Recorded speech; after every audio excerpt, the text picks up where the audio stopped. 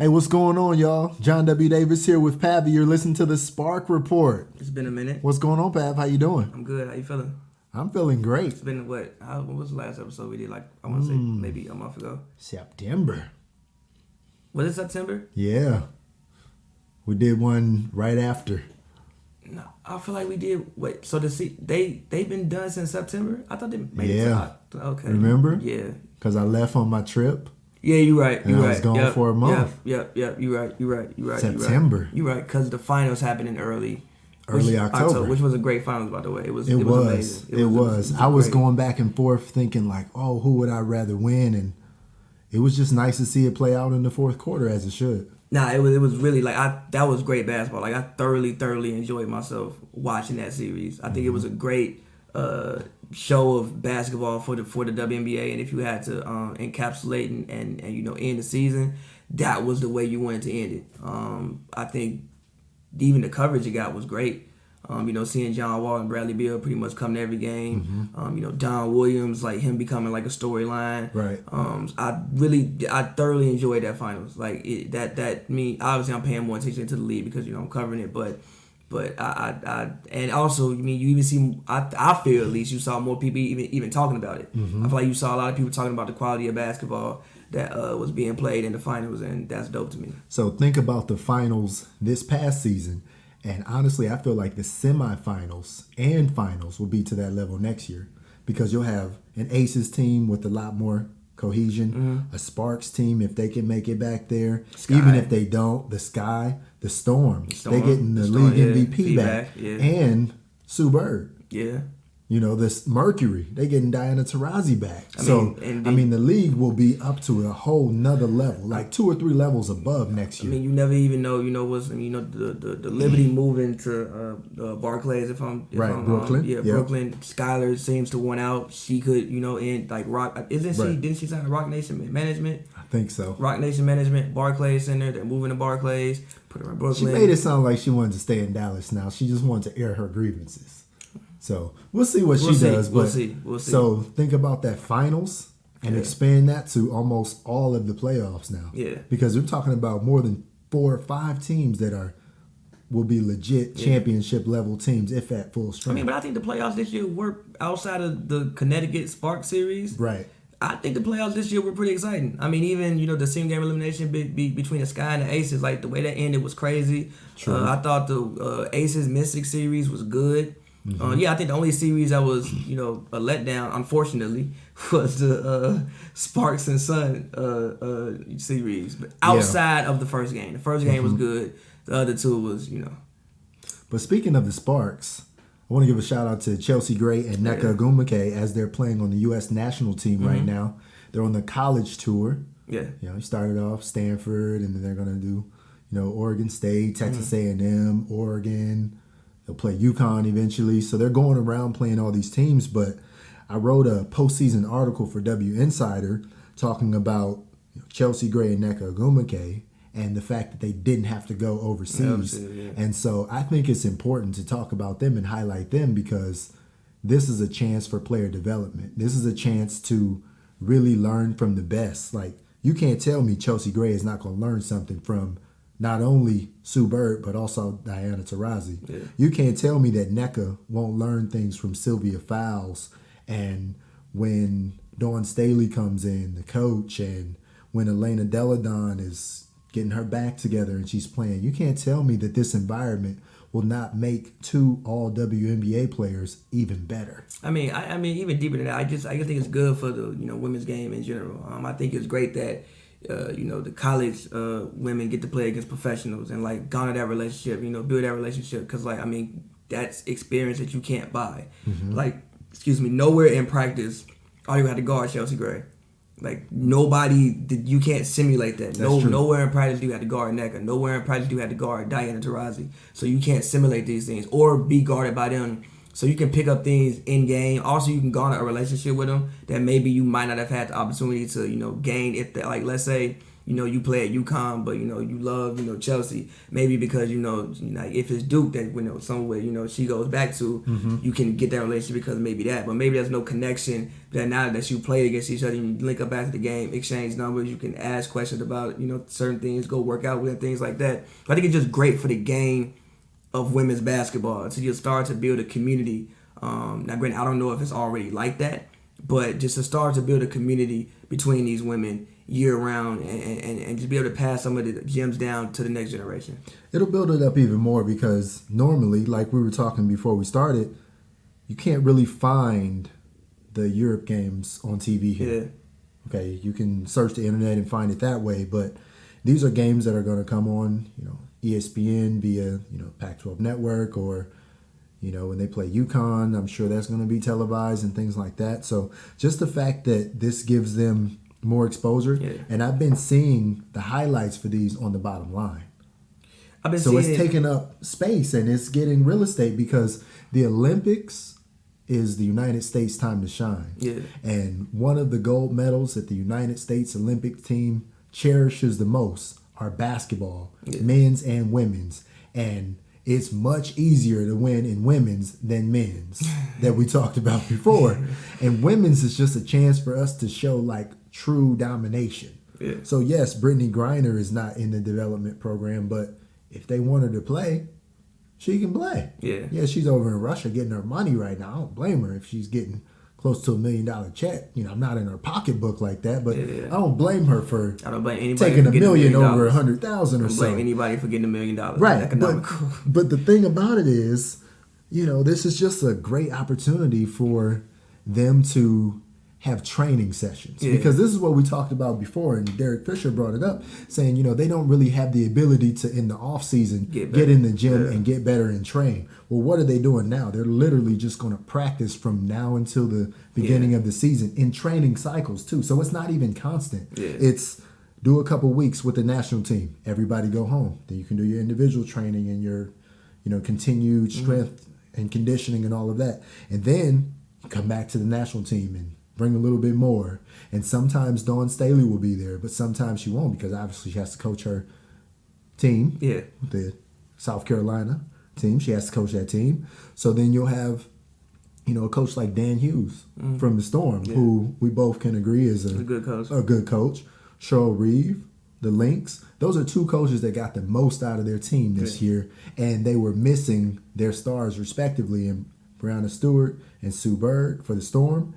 And then for the Lynx, obviously Maya Moore, and her career is kind of up in question right now. But even still, you got Nafisa Collier on there, so you just got some regardless, players. Man, it's just great to build community. Like it's just great. Like this is what the NBA has. Like the NBA they have community, and they have those training camps, and training camps and community year round. Like guys can link up and train with each other. They all have the same trainers and things like that. So finally, we're getting to the point where again, and I don't know how it was in the past, but like looking at it, this is community.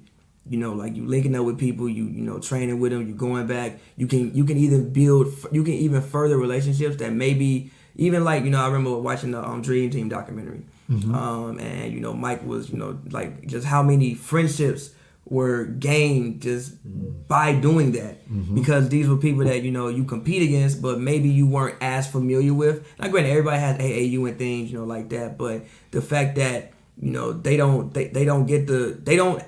have this. Like they're all overseas, so you don't really get a chance to really not necessarily compete against some of the best, but just like sit down and have a conversation with them. Just have a conversation, and then when you have conversations, you can share basketball knowledge.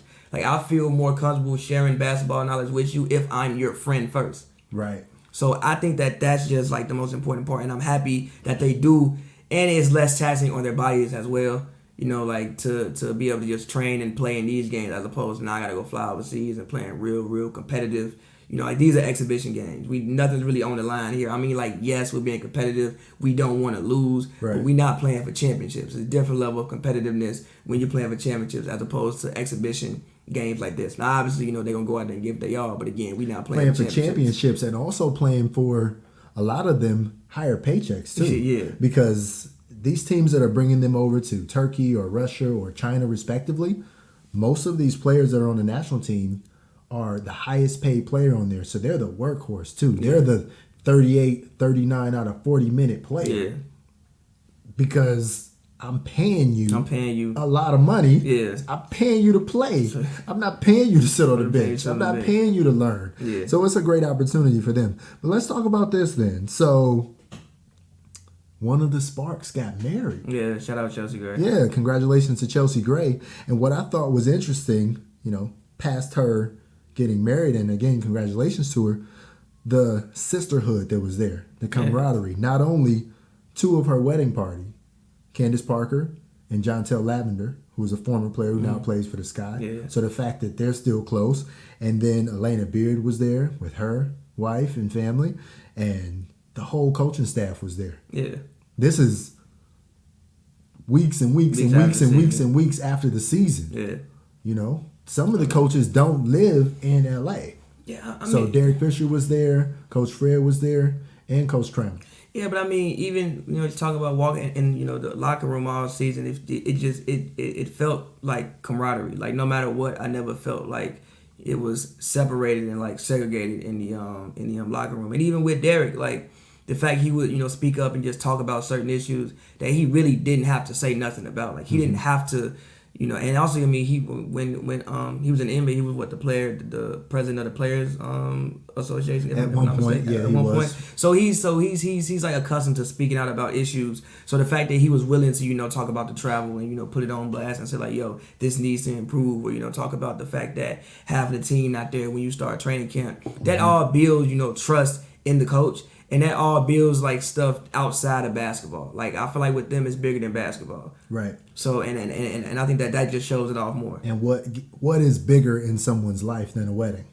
So the fact that your whole coaching staff was there, several of your teammates who were available to be there. Obviously, NECA couldn't be there because she was participating in the national team. They probably didn't want both Sparks to miss it. But like I'm sure she sent her will wishes and things like that. So just that fact that they were all there, I thought that was very interesting. Yeah.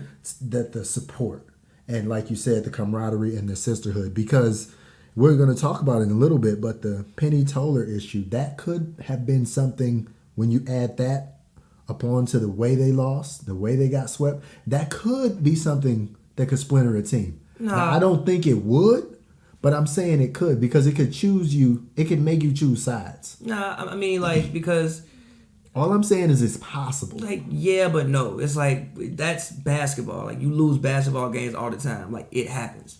Yes, you lose, but not like that. I mean, yes, but it's been months later. I mean, yeah, you be mad for a little while, but it's been months later. Like, you can't, like, if you lose a game, like, you can't replay the game. You just got to get over it. Right. Now, whatever happened with Penny, that's what, happened with Penny. And I think the reason why she lost her job is because she maybe took it a little bit too far and took it beyond basketball. Mm-hmm. So I think people can separate the two. Like, yeah, even if you were someone who rocked with Penny, you might understand that, like, she kind of overstepped her boundaries in that sense. Yeah, I did a podcast with Stacey Pates, who has the show with Sydney Weiss. So shout out to Believe in Sparks podcast. And I talked about it, and I basically said that in a professional setting, you can't talk to people that way. You can't. That was the way I summed it up. Now, especially in today's culture. Yeah. I understand her frustrations. Right. But you can't you can't do that. Mm-mm. Now I understand her frustration. You can't berate people like that. But you and can't especially language wise. And if this was something that it's not a personal conversation when you say it in front of everybody. And also, if this was something that happening year after year after year after year after year, which at least the articles made it seem like this wasn't just a one-off thing, then after a while people get tired of it. Right. Man. It's people just because it's 2019, about to be 2020. That type of culture doesn't really fly anymore. In 2009, you could say that. Like when I was in high school, our coaches and we had coaches, they talked to us any kind of way. Mm-hmm. You could do that in 05, 06, 07, 08. In 2020, it's just certain things in the world that we living in that you just can't say anymore. And there's nothing wrong with that. People have found their voice. Yeah. And now they can speak up and they know that they can be heard. Yeah. So and also, I mean, I think it goes to show you just how much more like player empowerment I think is in all sports. I mean, you see it with the NFL. Like you got players requesting trades more than I've ever seen them request trades. You got the WNBA players. They work in the media, so they can kind of control the narrative in many ways. Right. Candace is in the media. Elena is in the media. Shanae is in the media. So they can they know reporters. And they two have of those three are like full time in the media. They know media members. Probably make more off that check than they do basketball. Than the WNBA check. So they know reporters. They can call a reporter. They can give them the scoop. They can also get a story written how they want to get it written. So you have to take all this into account before you say what you say, even though you are frustrated. And again, I do get her frustrations. I think everybody who saw it was frustrated with the effort. But you got to pick and choose your words a little bit better than the way she decided to express them. Right. I kind of feel like that too. You just can't talk to people any old kind of way anymore. Year after year after year after year after True. year after and year. That's a good clarification. Yeah. Yeah. Like, and again, like you talking, you dealing with grown women now. Right. Maybe when you met them, they was, 22, 23, 24, 25, 26, but you dealing with grown women with, I got a family and everything else, or, a wife, a husband, kid. You not finna talk to me in that manner. That's true. If we, again, like if this is college, like it's 18, 19, 20, 21, they not, but we dealing with grown women. So, I mean, it's unfortunate, but it is what it is. You brought this up, and I want to talk about this too. So, not only is Candace Parker full time on TV, Shanae Agumike, we know she's full time on ESPN. And Candace has the podcast as well. Candace has the podcast with Kristen Ledlow, right? Yeah, with Ledlow. Elena Beard is now going to be doing some ACC network. Sydney has a podcast as well. Sydney has a podcast. So just the empowerment that they have, I think that's interesting too, because I can't think of another team in the WNBA that is as diverse as this team off the court. That's what happens when you play for LA. Right. When you play in an LA market, like these are the things that you get. But these are players that are brands. Yeah. Like Candace Parker is a brand. Again, but I think... Can you name another player that has their own shoe? No. Not like, oh, I got a LeBron edition of my shoe, or I got a Kyrie edition of the shoe. Like, she has her own shoe, and it has had her own shoe, and will continue to have her own shoes. Yeah, but I think that this is what happens when you play in the LA market, or like even when you come to LA in general, you just become more aware of your personal branding because of where you are. Now, granted, Candace has been a star for forever. Now, I don't think it's all LA. I think a lot of the credit has to go to these women. Like, yes, you're in LA, and you can think larger in a brand, but I think that it's a lot of them, or that a lot of this is on them. The fact that they know that they can be more than a basketball 100%. player, that is just a facet of them, that they can have multiple passions. The fact that Elena Beard knows that not only can she have the passion for basketball, she can have the passion for business, she can have the passion for investing, and now she can develop a passion for broadcasting. Yeah. Okay? Candace Parker, again, she has a passion for basketball, obviously. She has a passion for broadcasting. She does occasional modeling and promotional work with Adidas, so she has multiple passions. Same with Shanae. Shanae is a Stanford graduate. Yes, you know who her advisor was at Stanford? Condoleezza Rice. Crazy.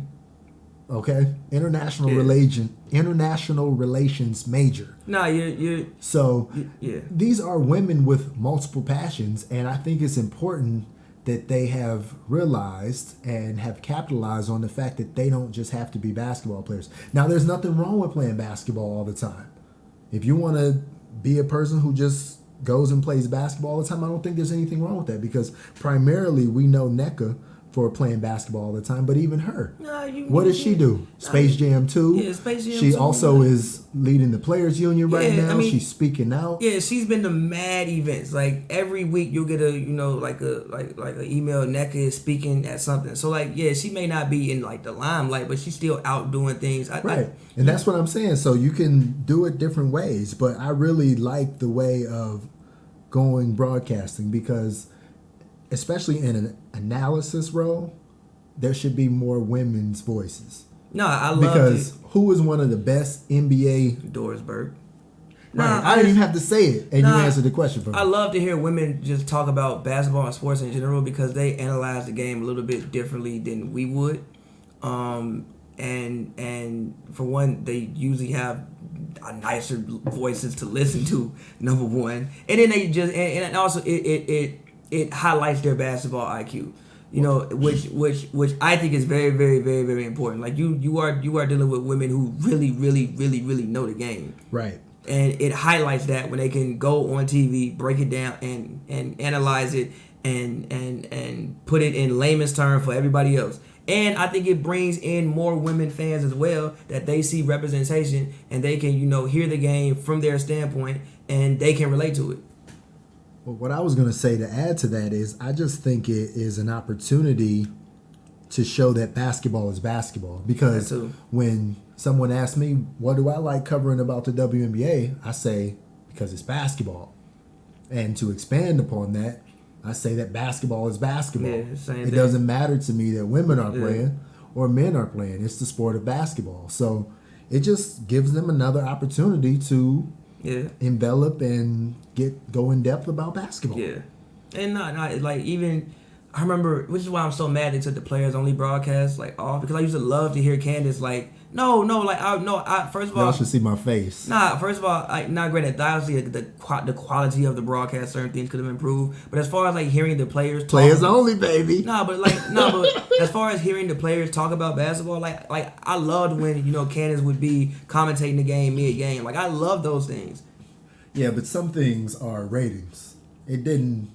Obviously, I'm in the minority of this. Yeah. A lot of people probably didn't, but I don't have a problem with it, but I also don't have a problem with them discontinuing it if it's not making dollars. If it don't make dollars, it don't make sense. This is fair. Because NBA TV can easily just do the studio show, which they know is tried and true. Yeah. And the next time somebody has an idea, then they can explore that too. Yeah. But they still have, those segments, but just the constant, consistent, once a week it's gonna be players only, baby. I liked it, but it was just me. Didn't seem to work. Granted, a lot of people didn't like it. But you know what it was like? You know what it was like? It was like when the national championship game comes on and there's 20 different broadcasts on ESPN. There's the home team, the away team, the coaches won, the players won, and all this. The Chuck and them do one. Yeah. Yeah. So if you had an opportunity where you had, sub-channels and sub-channels and sub-channels, and you had a bunch of different ones, maybe go back and forth, but just consistently just that, I don't know. I'm just I personally liked it, but that's just me. I don't know. But it just seemed like your uncles or your your aunties and uncles sitting But down. don't you get tired of your uncles and your aunties basketball takes though? Nah, not really. You don't get tired of the barbershop basketball takes? Nah, I love to hear older people talk about the game. People older than me talk about the game. I love talking about basketball with people who are older than me, because they'll say something that I wouldn't have thought about. Mm-hmm. That's a Connie Hawkins type thing. I didn't see that man play, so I wouldn't have thought to say that. Okay. So now I'm gonna go research and this is why he said that. So, but that's just me in my opinion.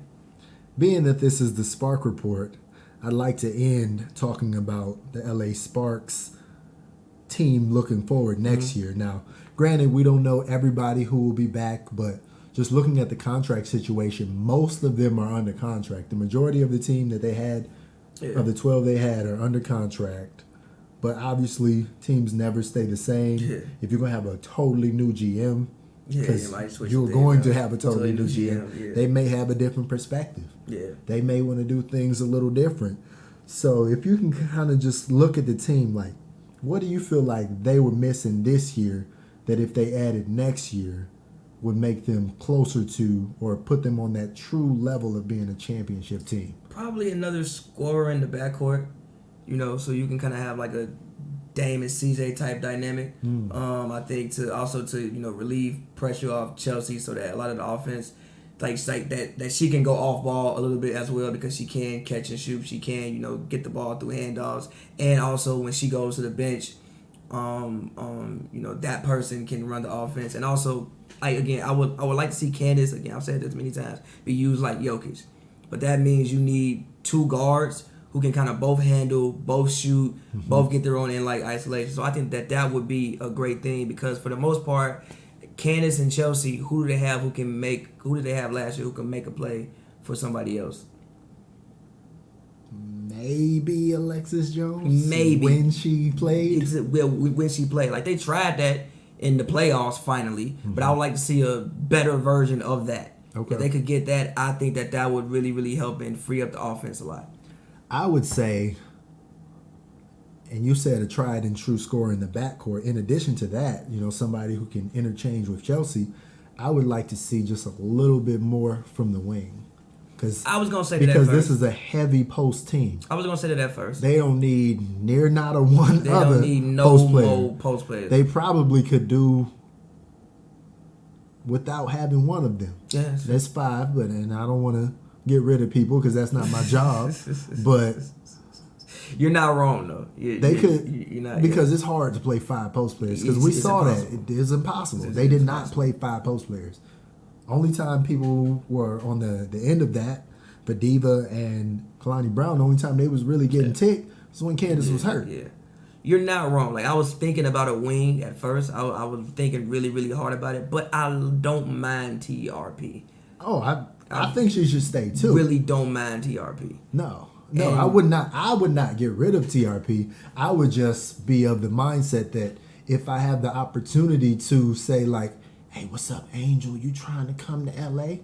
You said that name a lot. But she's healthy now. She just got cleared up. But you got to show me you can shoot threes, because I don't need the slash and all that stuff anymore. I need a shooter. See, if you could get another scorer in the backcourt, then you could just slide Sydney up to the 3. I think Sydney is long enough to be able to play the 3. But my thing on this team, any addition to this team needs to be a shooter. Oh, yeah. Every single person they bring in that is not already a part of this current core needs to be a shooter. Now, if that's 2 players or 3 players or 4, however they do it, they all need to be shooters. Yeah. Even if they brought in another big, they shouldn't. But even if they did, they need to be a shooter. Yeah. Like, I am of the mind that if Nneka can turn into a shooter, I feel like Shanae can expand her range. So if I'm Shanae, that's what I'm practicing in the offseason. Yes, I'm trying to get stronger and maintain my body and everything like that. But you know what, low-key, I'm trying to come back with a 3-point shot.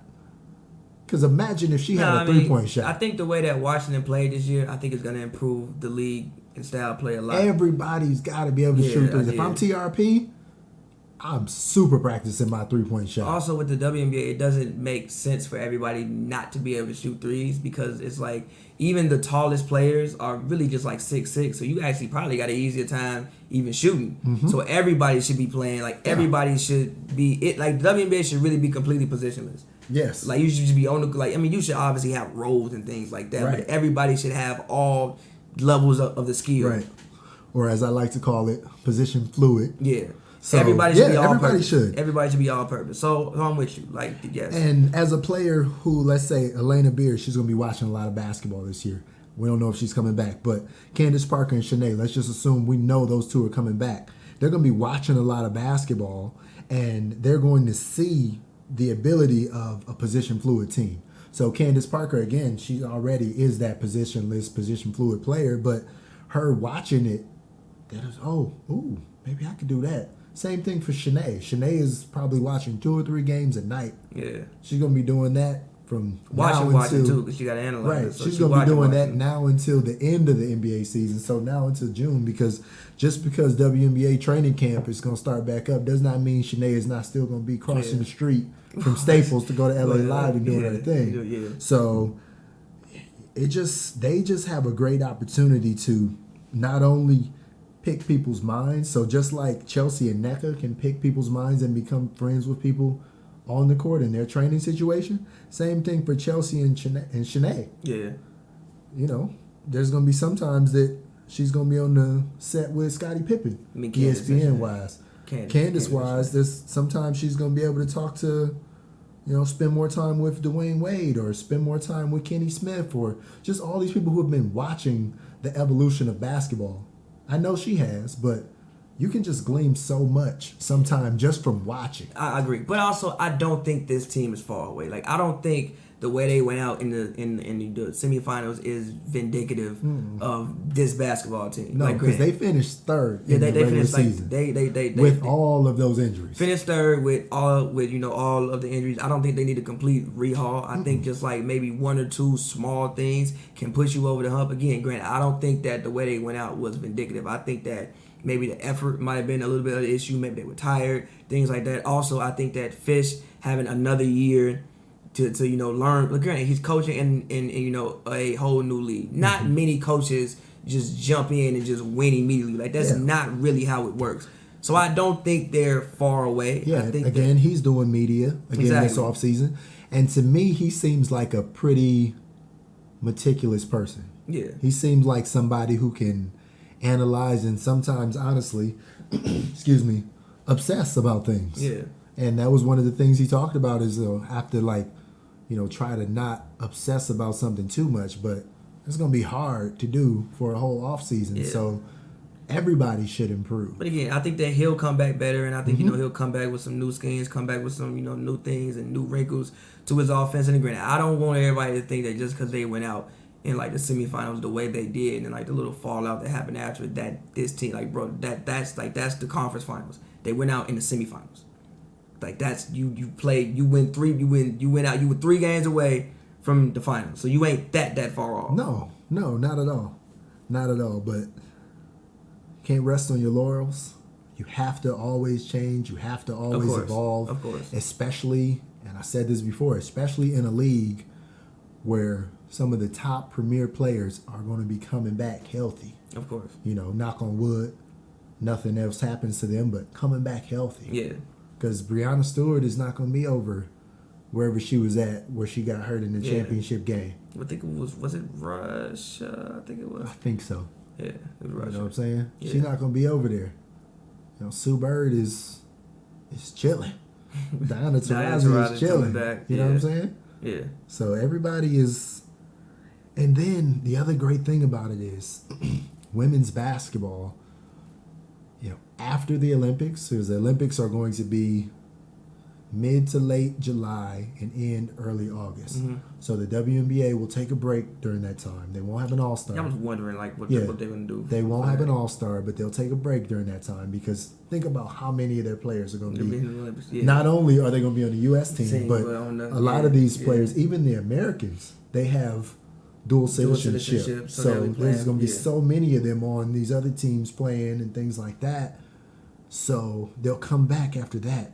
And then there'll be a heightened awareness on women's basketball. Yeah, I think it's great. I think it's great for the league that they're doing that. So that'll be a great year. It's amazing. Yeah, it'll be a year where they will have, hopefully they'll have their new collective bargaining agreement. Mm-hmm. They'll have more salaries. Maybe they'll have more access for those cross-country flights, more access to private flights, chartered flights, things like that. So there'll be a lot of changes that can make this a lot more competitive. I think the league is just headed in like a great direction, even with just off the court things. Like you said, people mean more comes in, of their personal brands. Like Liz, I think she's great. Also, they have a league fits page for the WNBA, just highlighting their fashion abilities. Mm-hmm. Them doing podcasts. Like I just think that since there's more voices in it and there's more ways to get your voice out, and also there's more again like this year I've seen more WNBA clips flying down the timeline than what I ever saw in my life. I think that's great. Like all of it, just like put some eyes on it, and I think when we talk about the WNBA again, we got to remember it's only been around 20-something years. Yeah, this will be the 24th year. If you go back when the NBA was in its 24th year, it's not the league you see right now. Right. The finals was still on. Finals probably wasn't even televised in year 24. They would probably put us in like the 70s. Finals not even on TV yet. Right. So tape delay. Yeah, it was basically tape delay until Magic and Bird. So the WNBA is technically ahead of that. Yeah, until Magic and Bird met in college. And they had that crazy Michigan State Indiana State game. It was basically tape delay, and after that, it was like, oh, we got something here. So the WNBA is already ahead of that. Yeah, and you know what else is going to continue to change in the next several years in the WNBA? Next, let's say, 5 to 6 years. What? The athleticism. It's high school girls dunking now. High school girls dunking now. I think and they're not even that tall. They just It's just something that they're working on and improving. I think it's just we just know. It's just for everybody. We just know how to and train. And athleticism doesn't just have to be dunking. But it can be blocks and it can be steals and movements and dynamic movements and things like that. It's not all going to translate into just turning this into a dunk fest. I think we just know how to train women better. Like I think we know how to train men better. We know how to train women better. I think just humans in general are just becoming more aware of how to train, how to be healthy, and how to do certain things. Mm-hmm. So that's only gonna keep improving when we find out more ways to train athletes, make them better, and prolong their careers. Like you said, like the things you see in high school, like some of these high school women are doing now, and also even the training that they're receiving. Mm-hmm. And these girls have trainers now at like 13 years old, like trainers, like actual trainers. It's only so many trainers. It's not like really, it's not like. It's only so many trainers. Yeah, but I mean the specialized training is a different debate because there are some situations where sometimes you see these videos and they're doing some stuff you're like, that don't have nothing to do with basketball. Yeah, I get that. It's like that's for your parents or your people to decide what's good and what's not. But I'm just saying the fact that you can actually work on moves, like actual moves, and at 13, 14, 15, and have a regimen. Be learning the right things to be putting in your body, how to work out. Like some people don't know how to work out. Now you know how to work out. Be able to get a plan. All these things will help you. And like I'm with you. I think you will start to see more Olympic level athletes. Like actually, like this woman could compete in the Olympics. Like Diamond the Shield, I say it all the time. Yeah. She could compete in the Olympics. I'm pretty sure of it. Probably in the actual Olympics. Probably Long jump, high jump. Yeah. The meter something. Yeah. She can do something. So I'm with you. I think the athleticism is because there's precedence for that. You could say, like for example, there's a high jumper for the Olympic team for women's U.S. Her name is Vashti Cunningham. Who is her daddy? Randall Cunningham. Randall Cunningham. All right. Mike Conley's daddy went to my high school actually. Oh, he did? Yeah. Okay. But he was an Olympic. He was an Olympic long jumper as well. Long jumper, yeah. So there is precedence for the cross pollination of these sports. They may choose a different path, but there are people who are into track and field that have the ability to play other sports, like Marquise Goodwin. You ever heard of him? I think football player. Yeah. He's an Olympic long jumper. I mean, even Bo Jackson. Bo Jackson played. Yeah. Yeah, he played multiple sports, but yeah, I'm just speaking specifically like track and field. Or for example, one of the best wide receivers of all time, Bob Hayes, played for the Dallas Cowboys. Yeah. He was an Olympian. Okay? Yeah. So there's the opportunity for, when you get to a certain level in a sport, when you know that like, oh yeah, my check is right. Oh, they're treating me right. This is that and the other. Like, oh, I might not have to go over wherever if I don't want to go too much. Yeah. Like, I can stay over here and make this, and then, I can, in the off season, I can do some TV work, and I can do some Adidas branding or some Nike branding, and I can put all this together, and I can get like $500,000. I'm feeling good. I'm good. I can get my Maserati. Now I got more, and then also when you get more money, you got more access to things. Now you got more access to take care of your body. You got more access to training and right. Things, and having that in the home, like having in-home recovery. Yeah. Like, what if there's in the new collective bargaining agreement, what if there's something that at least sets a bare minimum of what every WNBA team gets training-wise and access to gyms? Because that's something you constantly talk about is the fact that they don't have keys to the gym, except the Mystics, they got their own facility. I honest to God think the reason they shoot so well is because they got their own facility. I honest to God think that's the reason they shoot so well, because it's actually wild. And I honestly think the fact that they have their own facility allows them to be able to practice shooting and become better shooters. If I can go to the gym at 7 p.m. on a random day because I'm bored, I have an advantage over you.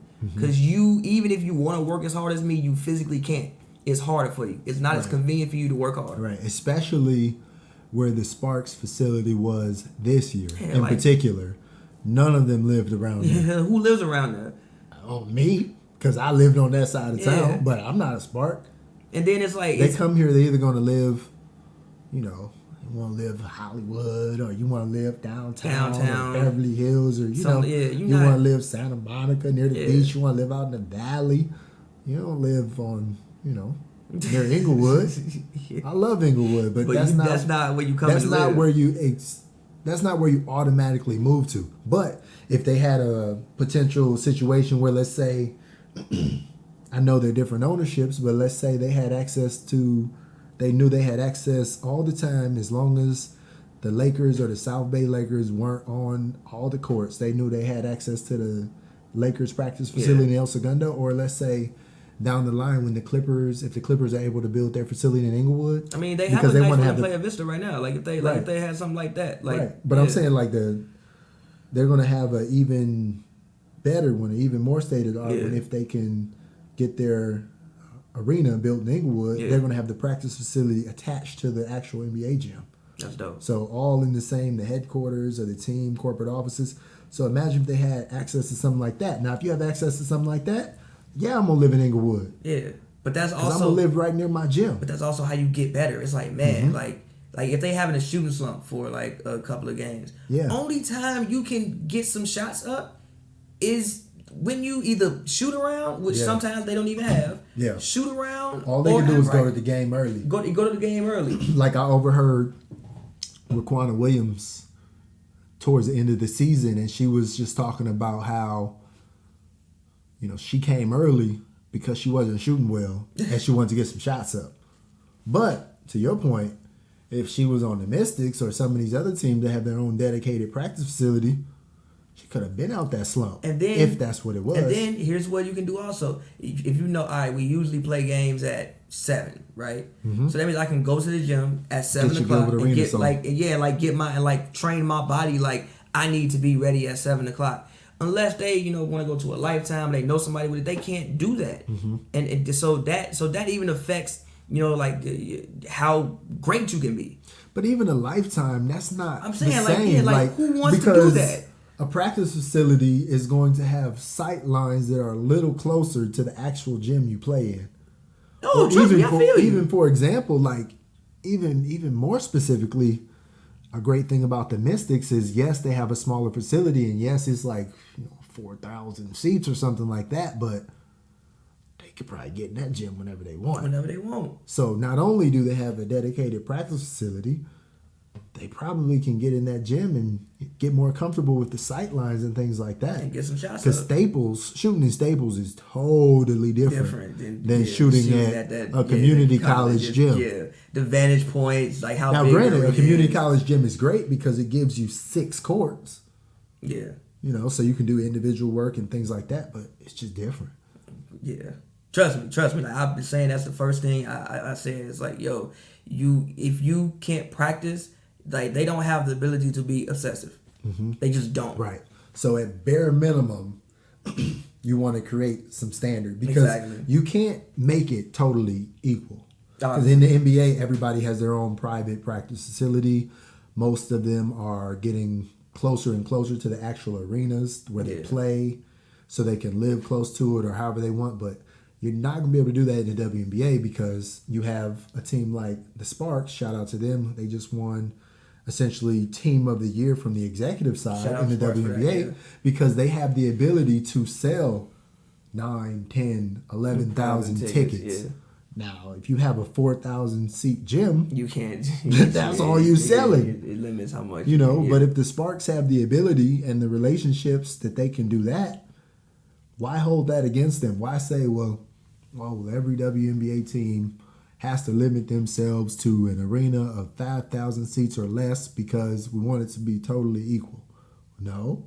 Like, for example, when I worked in Orlando, this was before Orlando City got their soccer stadium, and MLS basically told the city of Orlando and the county government of Orange County, they said, well, you guys have to give us the stadium because we want a soccer-specific stadium because we believe that all soccer stadiums in the MLS need to be between 18 to 25,000 seats because we want them to have this certain feel for a soccer stadium. And we believe this is what we can sell out. Mm-hmm. So that's what Orlando and Orange County approved. Mm-hmm. All right. Then a couple years later, the Atlanta United got in the MLS. You know where they play? They play in Mercedes-Benz Dome where the Falcons play. And when the Atlanta United are in the playoffs, them fools have like 60,000 people in there. All right. Yeah. So Orlando Stadium maxed out at 23,000 because that's what they said they needed. Yeah. But they made an exception for the Atlanta United because they like, wait a second. They was like, So Atlanta United, when they first started, they was playing at Georgia Tech football stadium and they was selling that out. And they like, oh crap, they might be onto something with this. So then they let them play over there where the football stadium was. And they're like, wait, they selling this out? Well, we're just going to go ahead and let them play in this. Yeah. And everybody else, y'all follow the rules, they get an exception. Because they have the ability to sell it out. Yeah. So I think you always have to have that. Which leads to more facilities because you have more money. So if the Sparks have the ability to consistently average 10,000. Let them play at Staples. Let them play at Staples. Because, they don't have people sitting on the 200, 300 level, but whatever. You fill the lower bowl. That's 10,000 seats. Right. 10,000 tickets. That's good. And who knows? The game expands more. And then, they may have the... then you get 12, 13, 14, 15. Right. One day you fill it up. Right. So, I don't know. But I just say all that to say that I would like to see, because they're always talking about player safety. NECA is constantly talking about player safety as a part of player compensation. I would like to see something set that says like, okay, you're going to have, across the league, you're going to have this level of trainings. You're going to have this much access to mental health because Liz Cambage made that important. Skylar Diggins-Smith just made that important too. So you're going to have this level of this. And, for if the flight is, across more than 2 time zones, we'll give you a charter for now until we all can decide that we all have access to charter. Because honestly, the Mystics are owned by the same group that owns the Wizards and the Capitals. You can't tell me that they don't already have access to a private plane that they could just charter. They got it, they could, They already got it. They rolling in. You can't tell me that some of these casinos that own the Sun and the casino that owns the Aces, you can't tell me they don't have access to no plane. Either one of them, because I already know Connecticut is huge for casinos, and so is Vegas, obviously. Right. Don't they play an MGM Grand, if I'm not mistaken? Yes. Yeah, come on, man. Y'all got no money to charter. Right. That's what I'm saying. So there's already 3 teams in the league that I know for a fact, including the Sparks, can not only afford a charter, probably already have their own charters. They just can't do it because it's not a part of the rules. Yeah. So, but again, you don't want to give them an unfair advantage because, they would win way more of their road games if they was able to charter. I don't think that's... Everybody needs to have access to the charter. So if you don't have access to the charter through your own organization, then there needs to be like a charter pool or something like that. It's like Uber pool. It's like charter pool. It's like, okay, well, y'all can charter yourselves, so y'all take this... So y'all don't have to put this money into the pool or something like that. I don't know. Let's just say you need, I'm going to just throw out a crazy number. Let's just say you need $1 million for charters. Okay. Well, these 3 teams don't need league help with charters. So they don't have to contribute. So the 9 other teams, then they have to put it into the charter pool. Or you get this, or you get, let's say the league says we have, $1.5 million for charters. We're able to raise this through some strategic partnerships with some charter jet programs, something like that. And let's say that these other 3 teams don't need it. Well, then they get their money back or something like that. They get a refund. Yeah. They get a rebate. Like, you got to do some creative things like that. Get you on a committee. I got plenty of ideas. John. Right. But you see what I'm saying? Like, those are the creative ideas that you can do. Yeah. And you can't tell me that because, as much time, and not to put you out there, but as much time as you spend on social media and Instagram and Twitter, you can't tell me you've never seen those ads for those private planes. You ever seen those? Like Jet Suite X and things like that. Yeah. You can't tell me that they can't afford to do that. Somebody you can't might get not, no partnership. Right, with you one of can't them tell me things, that you can't find some partnership the with one of them. One of them things. So then that's what I'm saying. So then if certain teams don't need the partnership, then give them a rebate. Give them some of the money back. Nah, you're right. And these are small things, like small things. Like but again, they just got a commissioner. Right. So it's like I think we're headed in the right direction. Right. It's just like from like the smallest of smallest things. Like even when I was watching the game and they had the injuries wrong. It's like the small, those things need to be corrected. Then we get to, but again, I think it will get better. Can I throw out another idea up? since I'm just in idea mode? So the other idea I have is, so you have a couple of the teams in the league who are, there's a fair amount of the teams of the 12 teams that are not in cities with NBA teams. Okay?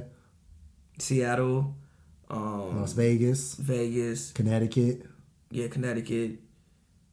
Who else? I think the rest of them are. Yeah, Phoenix. Yeah, I think the rest. The rest of them are. I think the rest of them are. Okay. Yeah. So with that in mind, Las Vegas, they're good with their casino money. Mm-hmm. Connecticut, they're good with their casino money. Seattle, they kind of on their own right now. But my idea would be, another thing is, like, yeah, there used to be where when the WNBA first started, pretty much every team in the WNBA that was in a city with the NBA team, they were partnering with the NBA teams. Yeah. Like, all right, NBA, you're talking all this stuff about, empowerment and your players are supporting and things like that. I don't want to say they need to adopt a team because it's not that kind of thing, but let's get some strategic partnerships. Let's give either the Clippers or the Lakers. Real quick, get the Sparks into your training facility. I do want to commend the Wizards because I feel like the Wizards and the Mystics have a very, very close relationship. They're owned by the same people, but still, I'm talking about even like the players. Okay, like even you remember the Bradley Beal, Natasha Cloud interview. Well, they have a built-in connection between them past just the players. Christy Tolliver. Not only was she playing for the Mystics, she was coaching with the Wizards. But still, right there is direct tie. I do want to commend the Mystics and the Wizards because that was happening. It didn't just start when the playoffs started. It was organic. Like you would see Bradley Beal at random regular season games, John Wall with a torn Achilles at random regular season games, and those are the biggest stars on the Wizards. Yeah, and I know you've spent a lot of time recently at the Clippers practice facility in Playa Vista. Where would you rather practice? Where they did before or there? Vista. Okay. So between the Clippers and the Lakers, got 2 world-class training facilities. And it's summertime most of the time when you're playing, which is considered off-season for Especially NBA. for the Lakers. I mean, like off-season for the NBA. Like, but even still with the Sparks, like you would usually see an NBA player show up. Yeah. Now, granted, it wouldn't be like usually. I know like Kyrie came to the game, DeMar came to the game, Trey came. I remember Rodney Hood, Gobert came, Montrez. Rondo came, Trez came. Yeah. Like the Sparks. I think the Sparks and probably Mystics maybe. I remember I was even right, but this is not just about the players. No, I know it's about like the this organization. Is an organization and an executive level partnership, and it's just saying like, this is what we're going to do to help your game grow. Because you got to think about it like this. So if the NBA as a league owns whatever percentage of the WNBA that they own, league-wide. They get money if it grows up to. If it grows. They get profit in that. You 5, 10, 20-fold. Yeah. I just saw a graphic. There's an NBA team right now that's worth $4 billion. It's the Knicks. Knicks or the Lakers. The Bulls are worth about 3. The Celtics are worth about 3. Yeah, so you got these New York, Chicago, Boston teams that are worth $3 or $4 billion. And that's just a couple of the teams across the league. There's no team in the NBA that's not worth at least $1 billion now. Yeah. So the valuation of the NBA is so high that, if you think about it from an organizational aspect, how do you grow an organization? You make more money 2 ways. By selling more products or by acquiring or sewing into another company and growing that company. Growing your revenue that way. If you can grow the WNBA revenue, to even 10% of what the NBA is, dude, you know how much them teams would be worth? Yeah. We wouldn't be able to afford our own team anymore because we go buy a team one day. But I'm saying we wouldn't be able to afford our own team. Yeah, because it would be worth so much, yeah. Yeah. So all of these cities where they have access to NBA facilities, even the cities that have the G League team, like for example, the Dream are going to share the arena with the College Park team. The College Park team is going to be the G League affiliate of the Hawks. Because a lot of these NBA teams are getting smart now. And they're saying, oh, I don't want my G League team to be in Sioux Falls. No, they put them down the street. Right. Because even you can't even call to play like you're not. Right, like, you got these two-way contracts now. You need these guys to be in the same city. Right. You want to be able to watch these teams and develop them. Like, for example, with the Lakers, their G League team is in-house. You know where they play? South Bay. Right. You know where that is? They play in El Segundo at the actual facility where the Lakers practice and train. Yeah. You can't tell me that's not synergy. Yeah. That's something that I won't say I would expect the Clippers to do that because they have the Agua Caliente thing out in the Inland Empire. And LA is so big that sometimes you want to have stuff like farther out for people to experience where they don't necessarily have to come all the way in. So they can get there. You can get Inland Empire ain't so far you can't get there. Right, and they can keep an eye on them and things like that. Hour drive. But when you can have them in the same city, that's something special. So, whether it's aligning yourself with a G League team in their gym, like the Mystics have done, or if it's trying to align yourself with the NBA team. Also a promotion as well. I feel like even I would go back and watch old NBA games. I feel like they had more WNBA graphics. Like, they have on the side, like WNBA starts June 13th. I feel like they just had more of those graphics. This was like during the finals. Yeah. I feel like they just had more of those graphics a while ago. Yeah, because the games used to come on ABC a lot more. Yeah. The ABC, Let's keep it NBC. Real. The games used to come on ABC a lot more. I think the first finals was on NBC, if I'm not mistaken. So I feel like they did a lot to like start it, but then after that it was like, you on your own. And if I was them, I would do a campaign around basketball being basketball. If you love basketball, it's basketball. Like, there's no...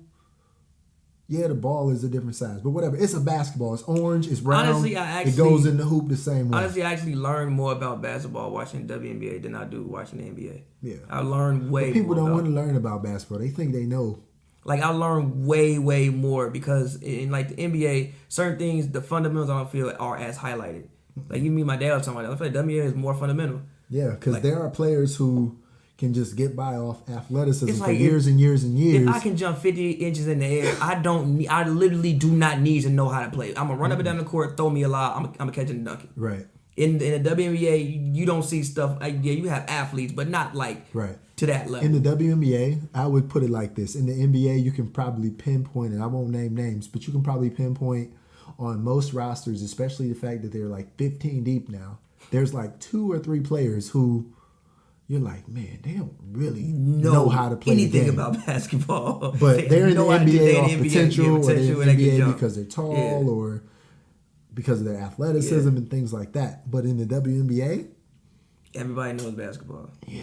Like, even the players, there were some players I would get on, it's like, oh, I don't like that player, blah, blah, blah. I'm like, they still know how to basketball. play. Like, even like small things, like what angles to use the glass with.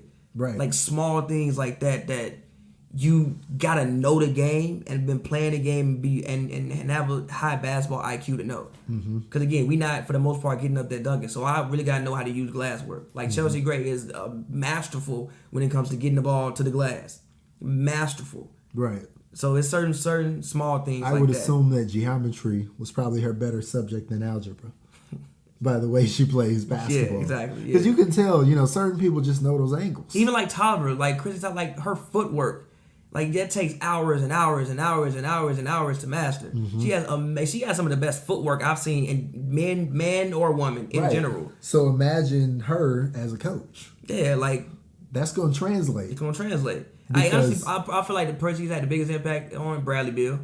Yeah, like Bradley had to do a lot of work without John Wall. Bradley Beal has but Bradley's footwork is very, very sound. Like, it's no real wasted movements. It's 1-2. He don't really travel too much. Yeah. Stuff like that. I feel like if she was coaching them up, she probably had a huge effect on him. But it's like, yeah, so like you said, basketball is basketball. Like, I hate that people try to like separate the two. It's all basketball, bro.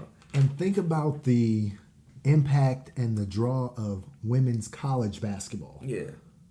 Some of those teams, the brands of UConn, you UConn. can't tell me that the UConn brand is not bigger than the Connecticut Sun brand. Oh, yeah. You can't tell me that the Baylor Lady Bear brand is not bigger than the Dallas Wings brand. Yeah. You can't tell me that the Notre Dame Fighting Irish brand is not bigger than the Chicago Sky brand. Yeah. Let's keep it real. Yeah. That's what I'm saying. Yeah. Yeah, you're right.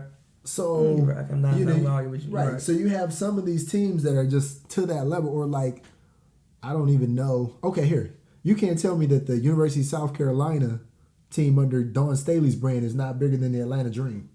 Yeah. So you have some of these teams at a college level where everybody's all about it and they're all excited about it, and the games are coming on at the same time. So when you're in that college basketball mode, that tournament mode, then you find yourself watching women's college basketball, and then after that, the men's Final Four, there's the women's Final Four. So there's that synergy there. Yeah. So that's another reason why long term, with all these arenas and different access to things you have, if basketball is basketball, maybe you need to try to figure out how to play at the same time. What do you mean, like play? When does the NBA play? Nah, Basketball is basketball. I feel you, but then at that point, because you would put it on the same, the thinking is you would. So like, you telling me you networks, you wouldn't watch more basketball? The thinking is like the TV networks. Then you got TV network contracts, and then also like football is on. So like college football takes up some of those things. So that's a little tricky. As in putting it on at the same time, that's a little tricky. I like it where it is. Women's college basketball comes on the same time as men's college basketball? Yeah, but the TV networks aren't the same.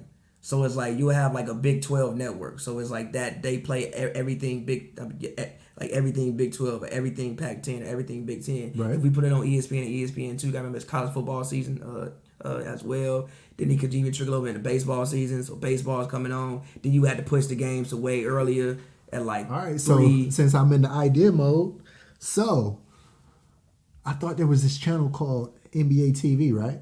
There is a channel called NBA TV. But games come on NBA TV pretty much almost every night. Okay.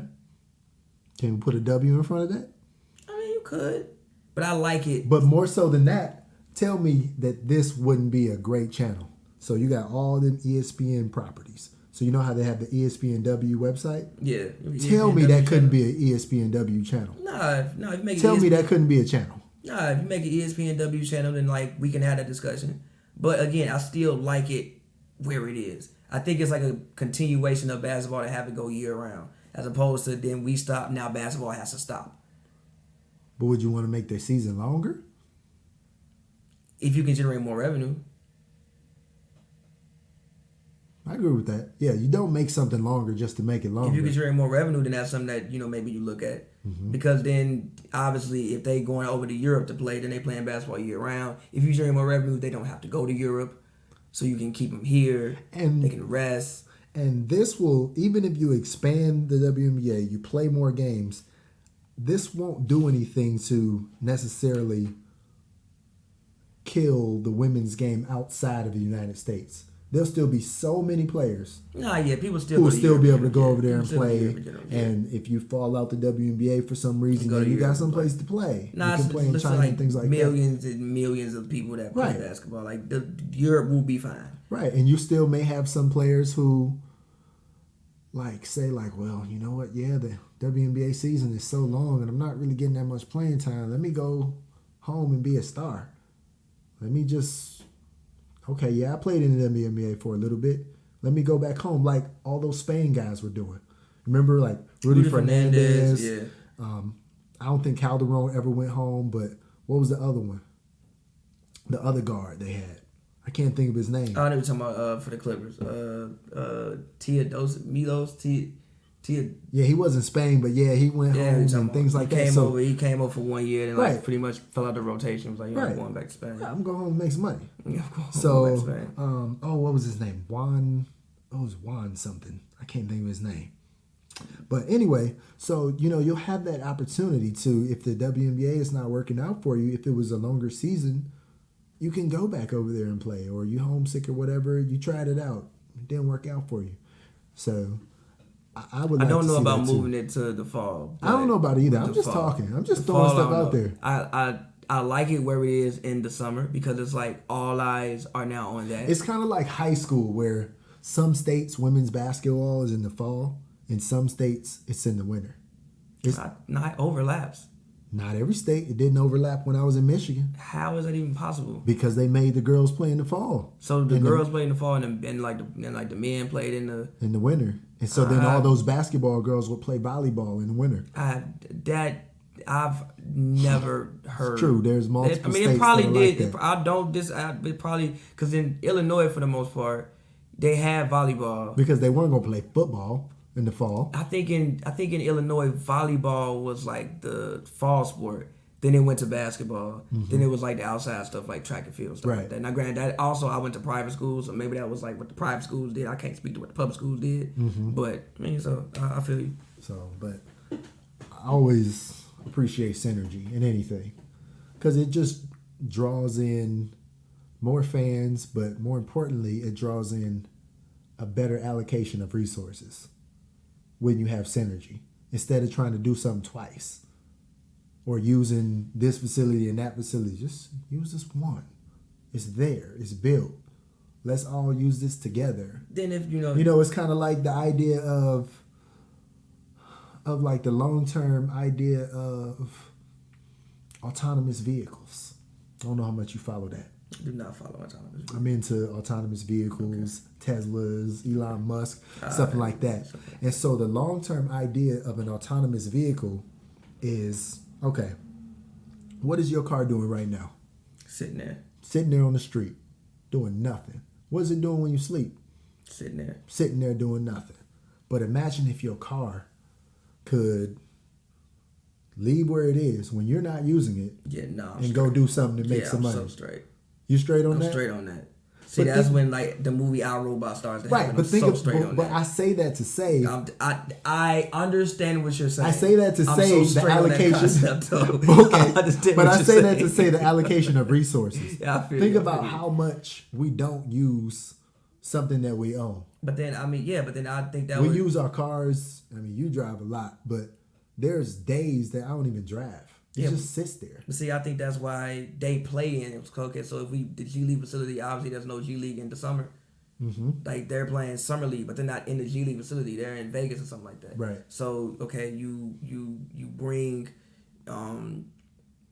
you use the facility during the summer for the women.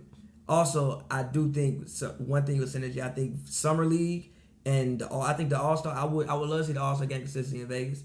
And I think that Summer League should somehow intertwine with the WNBA All-Star Game because of there's so many people that go to Summer League. So I think it's a spectacle for the league, and like they should also use things like that. Okay. I think they could do that. Like there was no reason that Summer League was in Vegas and the Aces played no games. What? Right. So it's like things like that. Now again, I'm moving it to the same time as the fall because then even scheduling, like the G League got to practice, then they got to play there. Then you might have to have the women play at like 3 p.m. or something like that. That gets a little tricky. But I'm with you with there does need to be more synergy and more camaraderie and more collectiveness between the WNBA and the NBA. Mm-hmm. There are certain small things that you can still do to show we're with you. And if you want, you can even create more synergy like some of the teams have done between the WNBA and the G League because you're getting access to facilities. That's the main thing that you and I are talking about. Because we're talking about facilities, consistent access to it, and being able to go in there and use them as much as possible because the G League teams, they travel a lot. Yeah. There's a lot of road games for the G League. So that gym is going to be open a lot. Yeah. It's just going to be open gym. Yeah. Now that I'm fully with. Like, you got all these teams. Like, so at bare minimum, if you cannot align yourself with an NBA team, at bare minimum, if you don't have your own private facilities that are up to a certain level, you need to affiliate yourself with a G League team. So by doing that, you still affiliating yourself in LA at least, you're still affiliating yourself with the Lakers. Because their G League team is essentially their NBA team. They in the same training facility. So that's what I'm saying. Like, you just gotta those things just have a symbiotic relationship. Just bring them together, like your fingers, like intertwine them. But they don't need to be two separate entities. I agree, and this is something that I think needs to happen. But also, we got to remember, I think every team within the last 3 years just got a G League affiliate. Before, like, everybody didn't have one, so I think everybody just got one. Right. They just all got their own where that team has to own and operate the team. Yeah, and I don't know if and they get to control the rosters and everything like that. That's the most important thing. And I don't know if all of the teams have the G League team close to them. Most of them are close in the state now. But see, you in the state, they got to be in the city, at least in that metropolitan area. Some of them don't want to do that because there are a few G League teams that have been successful in their smaller markets. Like, for example, I worked in Fort Wayne, Indiana. They have the Fort Wayne Mad Ants. Yeah. Now, that has been a team for a long time. You may not know it. What's the biggest city in Indiana? Indianapolis. What's the second largest city in Indiana? Is it Fort Wayne? It is. Okay. It's 250,000 people there. Now, there's not many people in the suburbs of Fort Wayne. But how far is Fort Wayne from Indianapolis? It is about... It's less than 2 hours. It's about that's 90. Inconvenient, though. How's it inconvenient? Because you don't want to practice in Fort Wayne. Who don't want to practice in Fort Wayne? The Fever. Practice or do your games at Fort Wayne. Right. That's what I'm saying. So if that doesn't work, then you go with the NBA partnership. I'm saying either or. I'm saying at minimum it should be a G League partnership. That's fair. At maximum, what you would hope would happen is that they get, since they are the top professional basketball league of the women's sport, then they need to have access to the top facilities that the men have access to. That's what you would hope. But I'm just saying, if I was drawing up an agreement, I would say at minimum, we're going to affiliate and align ourselves with a G League team so we can have access to that for training and practice. And training, but at maximum, things like that. Same thing as them, because, yes, the Sparks are a special team where they have players who have, access to money outside of their WNBA contracts and have access to resources and things like that. Yeah, there's nothing that an NBA player can use for rehab, whether it's the leg things, the Normatec, all that stuff that Candace Parker can't have. Yeah. Candace Parker got enough money, enough resources. But that's Candace Parker. Right. So that's what I'm saying. That don't necessarily translate to the seventh person on the bench. Right. It doesn't. It doesn't. But they can use it too. But the seventh on the bench hurts well. Right. Her ankle hurt too. Right. She gets some tape. She gets some tape and some ice. She gets some tape and some ice and soap. Soak and some Epsom salt. Yeah, something to be said for those natural remedies, though. Yeah, but the hyperbolic chain... Put some turnip root on your leg. The hyperbolic chain, I'd cryotherapy and all that stuff. I'd much rather take that. Yeah. Get me healthy ASAP. Yeah.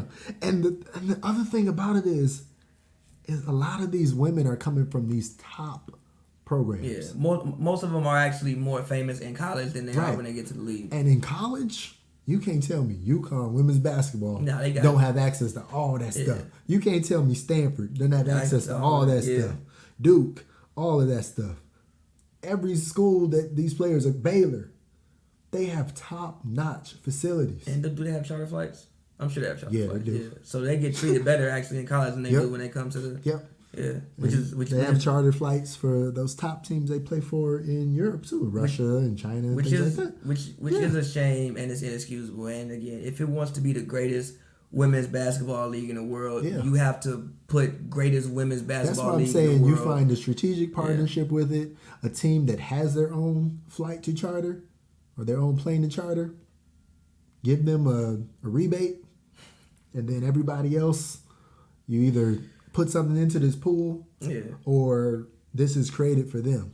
It's a good because idea. That would make flights cool. It's a good idea. Because I've seen those things. I've clicked on them, and yes, I've never been on a charter flight before. That, like those, even like the jet suite things like that, those little small planes. Not really. It's like what, $230 for a ticket. They're not expensive. If it's like $230 for a ticket, and it's probably maybe 14, 15 seats on the plane.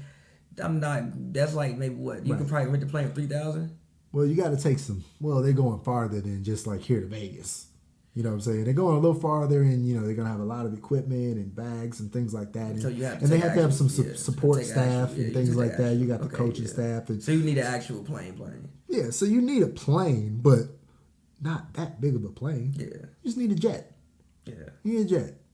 And like I said, there are people who already have these jets for certain organizations. Well, they can get to a jet. It ain't that hard to get to a jet. We talking about millionaires. Right. They can get a jet, man. Right. So I mean, there's some of these players that can dang near foot the bill themselves. Like for All-Star, like they can upgrade themselves to first class. Brittany Griner gonna fly first class whenever she want to fly first class. First class is a little different than a whole charter plane, but what I'm saying is like she got the ability to upgrade. Yes, that's what I'm saying. She can take a first class flight. She can take a first class flight. Honestly, like another thing is like another thing that a charter flight gives you is you don't have to spend as much time at the airport. You don't have to go through check-in and lug your bags and drop your bags and pick your bags. Like that is wasted time. The process is easier, especially you're talking about we just played a game. Mm-hmm. My feet hurting. Now I got to take my own bags. I got to sit at the airport in an uncomfortable position. Right, you got to hand out the tickets and wait. At least I can get on the plane, switch get in my terminals seat. And I can get on the plane, get in my seat, take a nap, at least decompress for a second. Mm-hmm. And get to my destination, go to the hotel and figure it out from there. Like I say this to say that I, as a regular journalist, probably oftentimes in an airport can be more comfortable than the women's team because obviously a lot of them, they probably when they get there they wait and they sit at the gate for their plane. So if I get to the airport early enough, one of my credit cards, I have lounge access. So this guy, like, I'm over here chilling. This guy said I got lounge access. Getting some no, I'm not. I'm just saying that to say. I'm saying that to say that if I was in look, I'm saying that to say that if I was in charge of a team, you know what I would say? I would say all of y'all getting this same credit card as I'm getting, and when we get to these airports early, we all gonna go check into the lounge together. And we're going to put our feet up and we're going to get some snacks and get some drinks. And credit card, maybe everybody don't want the credit card and things like that. Right. But then if that's not the case, then no, they all don't even have to have it. Because if you and I ever take a trip together, I can sign like 1 or 2 people in under my account. I mean, I think that's what I'm saying. But so see, like, yeah. But see, that is something I think that individual teams would do. That's something that individual. I don't know if you could regulate that throughout the whole league. That part, what you talking about? They can buy the passes to them. They don't have to have the credit card to get the passes to a lounge. Okay. Now every airport won't have access to a lounge. Does every airport have even had a lounges? Not every airport. Yeah. No, I check the app and then I decide which ones have it. But there's like 1,000 lounges around the world. Makes sense. So, but they just make it comfortable. Make it as comfortable as it possibly can be. I agree. We need to make it where... So whatever the level of comfortability they have in college... They need to have the same thing. Right. You got to continue that. No, I agree. It's just you want to make it where all they have to worry about is playing basketball. Right. Let everybody else handle everything else. We just want to go out there and play basketball. Right now, they are not in a position where they can just go play basketball. Like, they can't solely... Like, if they want to solely prioritize basketball, they can't do that in any facet. No, they can't. You can't get better because you don't have access to a gym. When we go to the airport, I got to carry my own bag, so I'm thinking about what I need to pack and stuff like that. Right. It's not the most comfortable situation, so I can't just solely have my mind focused only on the game as like you can with the NBA or like even in college. Well, in college you can't because you got school and stuff like that, but you feel me. So yeah.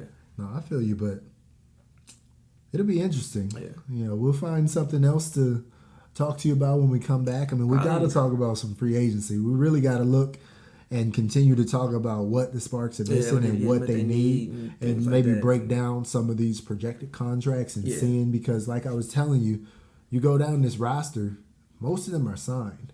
Yeah. Now, I know there's rules around you can trade somebody for a pick because everybody on the Sparks team, especially everybody on the Sparks team that's under contract, has the ability to play in the WNBA and would be an asset on every team. And we're talking about Raquana Williams to Alexis Jones they even have people, to everybody. Yeah. So you can't tell me that if for some reason one of those players, you didn't want them on your team anymore, that somebody wouldn't give you second, third round pick for them. No, like you can keep them in the league without them being on your team. Yeah. You know, because there were some teams in the league where you're looking like, yo, they don't even have like 7 players. Yeah. You know, they ain't gonna count no. Nah, definitely. You know, there was some teams, they were just like, yeah, they tried really hard, but they were just void of consistent like talent. They didn't have WNBA level talent on the floor some nights to be able to even have a chance at competing. Right. Some nights. So, like you said, we'll see how it goes. I'm excited for the offseason. I am too. Did you see that they extended the current collective bargaining agreement to the end of the year? I didn't, but good for them. Yeah, so they had a deadline where they wanted to basically get something done by, the opt-out deadline was, I believe, was the end of October. Yeah, but so there's too much going on right now. Right. So they expanded it and they said, okay, we're going to technically continue it, push it to the end of the year. Good for them. Yeah, they may have the ability to do that again, but I think if they could say January 1st, we're coming out with something new, this is what we're doing, you'll be in the midst of the college season, you'll really be able to start doing your acquisitions of free agents because that normally happens in February in the WNBA. And then February and March, you can continue your college scouting, draft your players in April, and be ready to go in May. Right. So, yeah, we'll see how it goes. So, yeah. We'll see what happens, y'all. But, all right, y'all. This has been the Spark Report. John W. Davis, Pavy. We'll check y'all out later. Peace.